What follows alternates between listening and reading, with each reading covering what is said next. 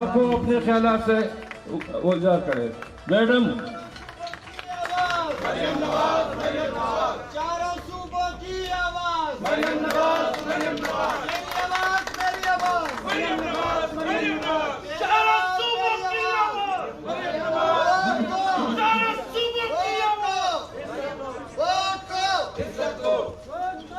بسم اللہ الرحمن الرحیم. جناب جعفر خان مندوخیل صاحب، عمران اللہ مندوخیل صاحب، جناب سردار ثناء اللہ زہری صاحب، جنرل عبد القادر بلوچ صاحب اور جمال شاہ کاکڑ صاحب اور مسلم لیگ نون کے کارکنوں، شیرو، السلام علیکم. جعفر خان صاحب، آپ کا بہت بہت شکریہ. آپ نے مجھے اپنے گھر میں مدعو کیا. آپ نے مسلم لیگ نون کو اپنا گھر کہا اور میں آپ کو مسلم لیگ نون کی طرف سے اپنی طرف سے اپنے گھر واپس آنے پر آپ کو دل کی گہرائیوں سے خوش آمدید کہتی ہوں. میں ابھی آج مختصر بات اس لیے کروں گی کہ انشاءاللہ کل جلسے میں بلوچستان کے عوام سے انشاءاللہ تفصیلاً بات ہوگی، لیکن چند ایک باتیں جو میں ضرور کہنا چاہتی ہوں، اور وہ یہ ہے کہ ابھی ذکر ہوا کہ خوف کے ایک ماحول میں جب شمولیت اختیار کر رہے تھے تو لوگوں نے منع کیا. پاکستان کی 72 سالہ تاریخ میں شاید یہ پہلا موقع ہے کہ عوام نے نہ صرف خوف کی زنجیریں توڑی ہیں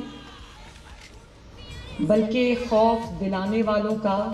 عوام کو 72 سال سے خوف میں رکھنے والوں کا نہ صرف نام لیا ہے بلکہ ان کے احتساب کا مطالبہ کیا ہے. تو نواز شریف صاحب نے جو ووٹ کو عزت دو کا نعرہ لگایا تھا، انہوں نے جو ووٹ کو عزت دو کا نعرہ لگایا تھا، آپ بھلے ان کی تقریر پہ پابندی لگائیں، آپ بھلے ان کی آواز سے تھر تھر کانپیں، لیکن حقیقت یہ ہے، سچائی یہ ہے کہ آواز بند کرنے کے باوجود نواز شریف ایک واحد پاکستان کی شخصیت ہے جس کی آواز پورے پاکستان میں گونج رہی ہے. نواز شریف ایک واحد سیاسی شخصیت ہے جو اس ملک میں نہ ہوتے ہوئے، بیمار ہوتے ہوئے، لندن میں ہوتے ہوئے صرف ایک وہی ہے جو ملک کے طول و عرض میں چھایا ہوا ہے ماشاءاللہ، اور طول و عرض میں صرف ایک چہرہ عوام کو نظر آ رہا ہے جس کے اندر وہ اپنی تکالیف کا سارا حل بھی ڈھونڈ رہے ہیں، جس کو اپنا اللہ تعالیٰ کے بعد مسیحا بھی سمجھ رہے ہیں، اور جس کی لیڈرشپ میں عوام نے لبیک کہی ہے. تو میرا خیال ہے کہ مسلم لیگ نون کو جوائن کرنے کا اس سے بہترین کوئی وقت ہی نہیں ہے، کیونکہ مسلم لیگ نون اور اب پی ڈی ایم میں جو 11 جماعتیں ہیں، سب نے خوف کی زنجیریں توڑی ہیں، سب نے فرعونیت کو للکارا ہے، فرعونیت کے آگے بند باندھنے کی کوشش کی ہے. لیکن میں سیاسی جماعتوں سے بھی زیادہ اگر اس کا کسی کو کریڈٹ دوں گی تو وہ ہے پاکستان کے عوام، جنہوں نے یہ پولیٹیکل پارٹیز جو جینوین پولیٹیکل پارٹیز ہیں، پاشا صاحب کی بنائی ہوئی پارٹی کی یا ظہیر الاسلام صاحب کی بنائی ہوئی پارٹی کی میں بات نہیں کر رہی، جو جینوین پولیٹیکل پارٹیز ہیں جنہوں نے اپنی غلطیوں سے سیکھا ہے، ان کو ان کارکنان نے، ان عوام نے مجبور کیا ہے کہ وہ آئین اور قانون کا راستہ اپنائیں. تو پاکستان کے عوام کو آئین اور قانون کے مقدمے لڑنے کے لیے ہماری آواز پہ لبیک کہنے پہ میں پاکستان کے عوام کی نہ صرف شکر گزار ہوں بلکہ ان کو خراج تحسین بھی پیش کرتی ہوں. اب آ جائیں ذرا میاں صاحب کے، محمد نواز شریف صاحب کے بیانیے کے اوپر. انہوں نے چند تقریریں کی ہیں ابھی، اور ایک ان کی جو میرا خیال ہے کہ ایک آئی اوپنر سپیچ جو تھی ان کی وہ گجرانوالہ کے، اور گجرانوالہ کے جلسے میں چند باتیں انہوں نے اپنی تقریر کے اختتام پہ ایسی کی، اس سے کئی لوگوں کو واقعی خوف آنا چاہیے. उस तकरीर से खौफ नहीं आना चाहिए, मोहम्मद नवाज शरीफ ने जो हकाइक बयान किए उससे खौफ नहीं आना चाहिए। खौफ उनको इस बात से आना चाहिए कि जब मियाँ साहब ने वो बातें कही तो गुजरांवाला के हजारों अवाम ने और लाखों अवाम ने जो स्टेडियम के अंदर और बाहर मियाँ साहब की तकरीर सुन रहे थे, उन्होंने जो अपना उस पर रिएक्शन दिया, उन्होंने जिस तरह उन्होंने उस बात के को पर लब्बैक कहा, वो कुछ लोगों के लिए बहुत खौफ की बात है। मैं मानती हूँ इस बात को, क्योंकि अवामी रद्द अमल जो है वो पाकिस्तान के मुस्तकबिल की ना सिर्फ गवाही दे रहा है बल्कि उसका तयन भी कर रहा है। और मियाँ साहब ने जो बात की, उन्होंने कहा state above state. State above state जानते हैं ना क्या होती है? रियासत के ऊपर एक रियासत। तो मियाँ साहब ने तो सिर्फ बात की, उसके बाद वो वज़रा और मशीरों की जो फौज आती है, उन्होंने कहा ये क्या बात कर दी, ये गलत है। मियाँ साहब ने तो बात जो कर दी वो कर दी, लेकिन उसका अमली मुजाहिरा 3-4 दिन के अंदर अंदर, बल्कि 2 दिन के अंदर, 16 को गुजरांवाला का जलसा था और 18 को कराची का जलसा था। उसी रात जिस तरह आईजी को अगवा किया गया, जिस तरह होटल पे धावा बोला गया, जिस तरह मेरे कमरे पे धावा बोला गया, बलोचिस्तान के गयूर अवाम इस बात को समझ सकते हैं कि जब बहनों, पाकिस्तान की बेटियों और बहनों के कमरों के दरवाजे तोड़े जाएं तो उस वक्त आपका जो मुखालिफ है उसकी ज़हनी हालत क्या है। और फिर उन्होंने खुद प्रैक्टिकली इस बात का सबूत दे दिया कि रियासत के ऊपर रियासत क्या होती है। रियासत के ऊपर रियासत ये होती है कि इमरान खान नामी एक शख्स जिस दिन से कराची का वाक़या हुआ है, वो ना सिर्फ पाकिस्तानी सियासत से बल्कि हुकूमती मंजरनामे से भी बिल्कुल गायब है। उसको भी नहीं पता कि उस दिन आप लाख इल्ज़ाम दें हुकूमत को, लेकिन उसको भी नहीं पता कि कराची में उस दिन किसने किया और क्या किया। सिंध गवर्नमेंट सब कुछ जानती है और सिंध गवर्नमेंट ने न सिर्फ बर वक्त इस साजिश को बेनकाब भी किया, बल्कि सिंध के गयूर अवाम ने, जिनकी रिप्रेजेंटेशन सिंध की पुलिस करती है, उन्होंने रियासत के ऊपर रियासत, सूबे के ऊपर एक हमले की कोशिश को न सिर्फ ये कि अवाम में एक्सपोज किया बल्कि नाकाम किया। उन सब ने छुट्टी की दरख्वास्त दी और उन्होंने इन हालात में हमसे काम नहीं हो सकता। आप मुझे ये बताएं, यहाँ बहुत सारे पुलिस वाले भी हैं, खड़े हैं, क्या ये बात किसी को अच्छी लगती है कि अगर आपको गैर कानूनी अहकामात दिए जाएं और अगर आप उस पर अमल करने से इनकार करें तो वो आपको अगवा करके ले जाएं, 4 घंटे हब्से बेजा में रखें, आपके मोबाइल आपसे छीन लें? भैया आखिर आईजी की कोई इज्जत है? पुलिस वालों की कोई इज्जत है? वर्दी की कोई इज्जत है? हमारी हिफाजत करने वालों की कोई इज्जत है? अगर आपको इज्जत का पास नहीं है तो हम सबको तो अपने जो मुहाफिज हैं उनकी इज्जत का पास है। हम उनके लिए आवाज़ बुलंद करेंगे। हमें सिंध ने पीपल्स पार्टी को वोट दिया है, उनकी हुकूमत है वहाँ पर, हमें अवाम के उस मैंडेट की इज्जत करनी है। हम उनके मुखालिफ हों या उनके हक में हों, हमें अवाम के फैसले का एहतराम हमें हर हाल में करना है। आपको ये याद होगा कि 2013 में जब बलूचिस्तान में अक्सरियत भी थी, लेकिन डॉक्टर अब्दुल मालिक साहब को ये मौका दिया गया नवाज शरीफ की जानिब से कि वो हुकूमत बलूचिस्तान में बनाएं। अपनी हुकूमत की कुर्बानी देके, अपनी PMLN चैप्टर बलूचिस्तान की कुर्बानी देकर उनको कहा गया कि वो हुकूमत बनाएं। उसका एक ही वजह थी, उसकी वजह ये थी कि हम बलूचिस्तान के अवाम के जो मसाइल हैं उनको हल करने में दिल से संजीदा हैं और हम ये चाहते थे कि बलूचिस्तान के जो अवाम हैं, जो महरूमी का शिकार हैं,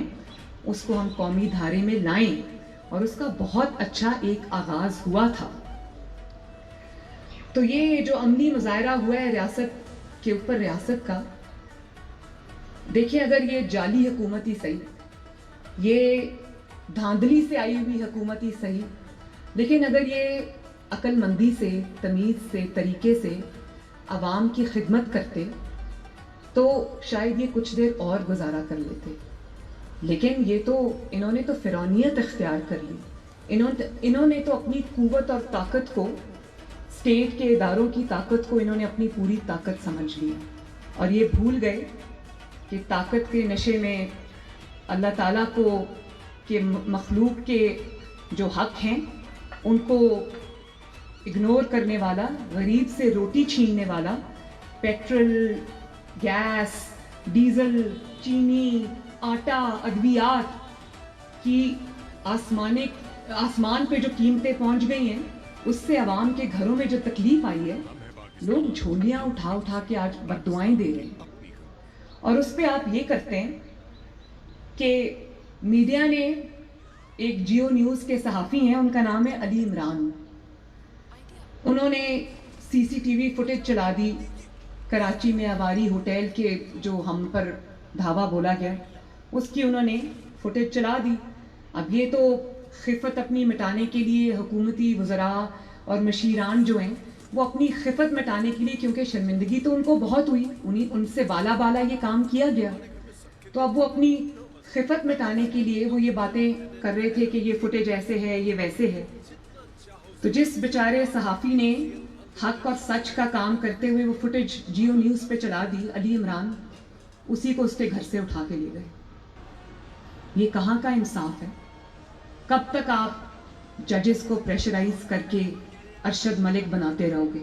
کب تک آپ صحافیوں کو اغوا کر کے اپنی پسند کی جو نیوز ہے وہ لوگوں کو سنواتے رہو گے؟ کب تک آپ سیاست کے اندر دخل اندازی کرتے رہو گے؟ کب تک آپ اپنی مرضی کی حکومتیں لاتے اور مٹاتے رہو گے؟ کب تک آپ عوام کے ووٹ کو، عوام کی عزت کو اپنے بوٹوں کے نیچے رونتے رہو گے؟ ایک نہ ایک دن اس کا اختتام ہونا ہے، اور وہ وقت اب قریب ہے انشاءاللہ. ہم پاکستان سے محبت کرنے والے لوگ ہیں. میں پاکستان کی بیٹی ہوں.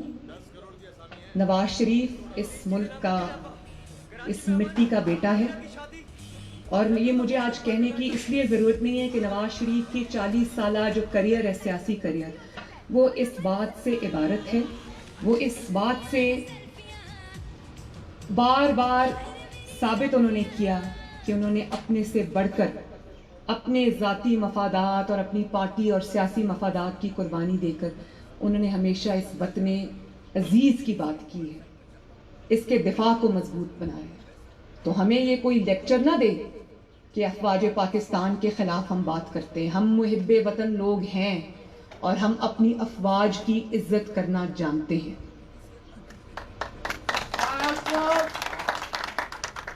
ہم صرف یہ چاہتے ہیں کہ افواج پاکستان کے اندر موجود چند کردار جو افواج پاکستان کو کنٹروورشل بناتے ہیں،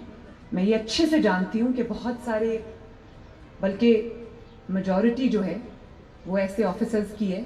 جو نہ صرف اس ملک کے لیے اپنی جانیں قربان کرنے کو تیار ہیں، بلکہ اپنے حلف کی پاسداری کرتے ہیں، اپنے وطن عزیز پر جانیں لٹانے کے لیے تیار ہیں، اپنے وطن عزیز سے اتنی محبت کرتے ہیں جتنی آپ اور میں کرتے ہیں، یا شاید ہم سے بھی زیادہ کرتے ہیں، کیونکہ وہ وطن کے دفاع کے اندر سیاچین جیسی جگہوں پہ اپنی ڈیوٹیز دن رات دے رہے ہیں اور شہید ہو رہے ہیں. بہت عزت ہے ان کی دل میں، ان کو ہم سلوٹ بھی کرتے ہیں.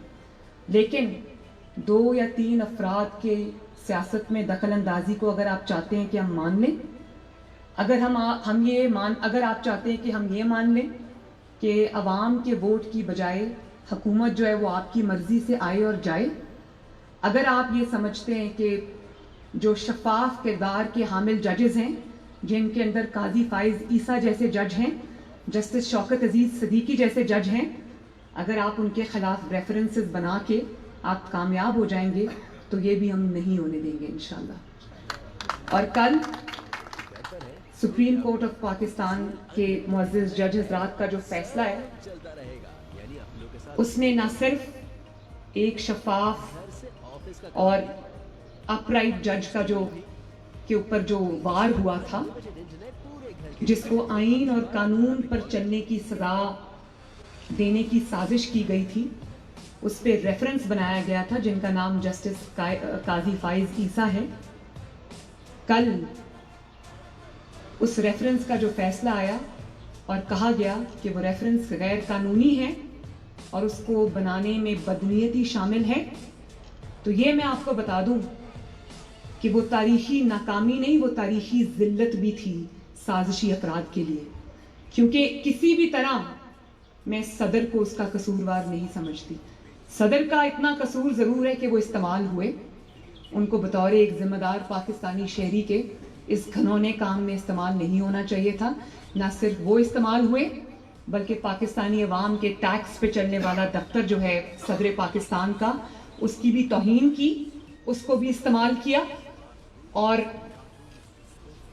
وہ جھوٹا ریفرنس بنا کے بھیجا۔ اصل ریفرنس کے پیچھے جو کردار ہے وہ عمران خان سمیت وہ لوگ ہیں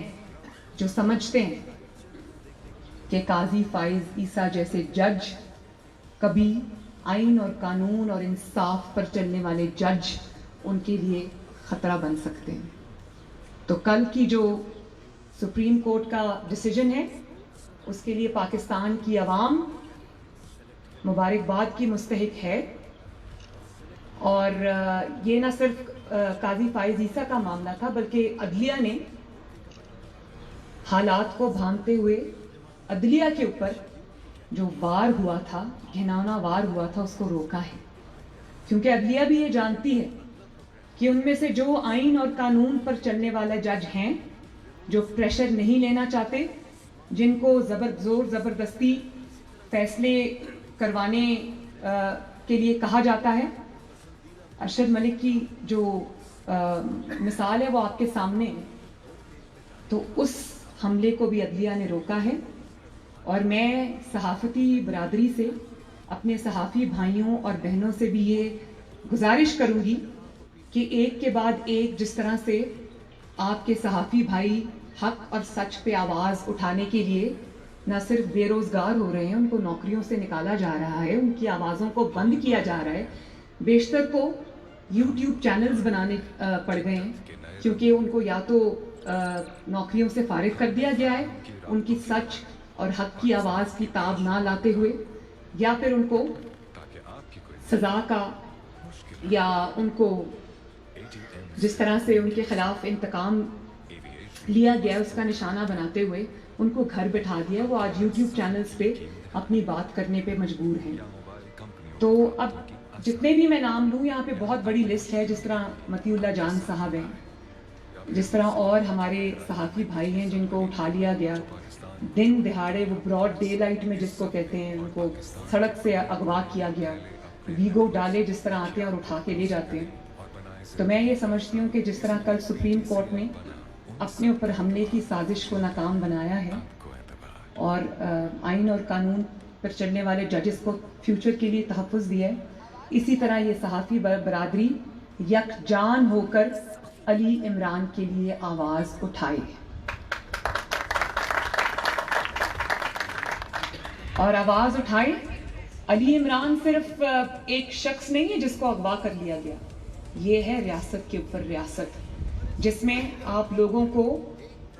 گھروں سے اٹھا کے لے جاتے ہیں، ان کی بیوی بچے راستہ دیکھتے رہتے ہیں۔ میں نے ابھی کہیں پڑھا کہ ان کی بیوی یہ کہہ رہی تھی، ان کی اہلیہ، کہ وہ بیکری کے لیے گھر سے نکلے تھے، بیکری جانے کے لیے، گھر کا کوئی سامان لانے کے لیے، اور وہ گھر واپس نہیں آئے۔ اب ان کو آپ شمالی علاقہ جات کے دورے پہ لے گئے ہیں یا آپ ان کو کچھ اور سبق پڑھا رہے ہیں، یہ میں نہیں جانتی، لیکن صحافی برادری کو صحافت کے اوپر حملے کے خلاف یونائٹڈ ہونا چاہیے۔ ہم آپ کا مقدمہ لڑیں گے، ہر فورم پہ لڑیں گے، پی ڈی ایم آپ کا مقدمہ لڑے گا، نواز شریف آپ کا مقدمہ لڑ رہا ہے، مریم نواز اپنی جان ہتھیلی پر رکھ کر آپ کا مقدمہ لڑ رہی ہے، اور ہم پیچھے نہیں ہٹیں گے۔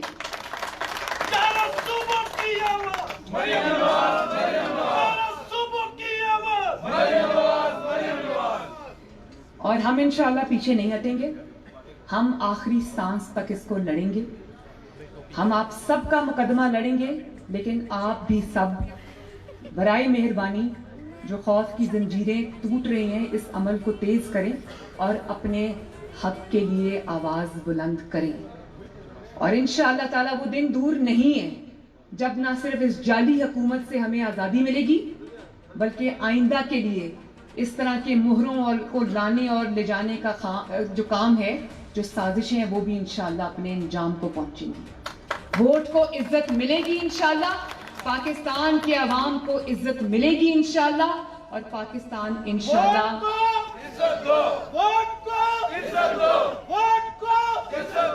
اور پاکستان کے جو عوام ہے وہ انشاءاللہ پھر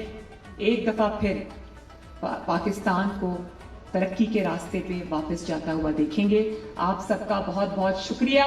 بلوچستان زندہ باد، پاکستان پائندہ باد۔